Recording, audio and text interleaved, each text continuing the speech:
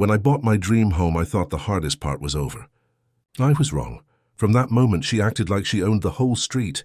She said I needed to submit an entry request form, pay a neighborhood inspection fee, and wait for her approval letter. Mind you, I already had the property deed. She even said, "If you move in without my sign-off, it's a violation." I was speechless. I told her, "Ma'am, I own this house." She smiled and said, "In this neighborhood, ownership means following my rules." That's when I knew this wasn't about rules. It was about control. Within days, she started showing up everywhere, taking pictures of my car, writing fake violations like trash cannot scented or mailbox shade too dark. She even left sticky notes on my front door saying, "You're not compliant. You shouldn't be living here yet."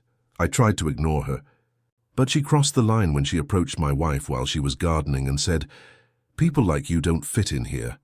That day, something in me snapped. I didn't yell. I didn't argue. I just quietly installed security cameras, 4 of them, facing every angle of my property. And that's when I started collecting proof. Within a week, I had hours of footage. Karen trespassing on my property, peeking into windows, and shouting orders at my movers. One night, around 9 p.m., she was caught trying to measure the grass height with a ruler. Then she made her biggest mistake yet. She came over while I was home and said, "You can't officially move in until I personally inspect your bedroom to ensure compliance." That sentence was everything I needed. It was creepy, inappropriate, and, as my lawyer friend later confirmed, harassment. The next morning, I went straight to the local police with all my footage. They didn't even blink when I said her name. Apparently, I wasn't her first target. 3 other families had filed complaints before me, but no one had proof like I did.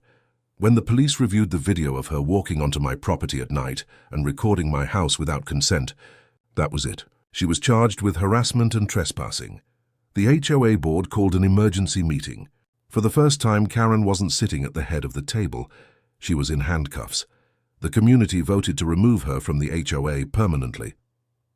Her fines covered the damage she caused to multiple residents.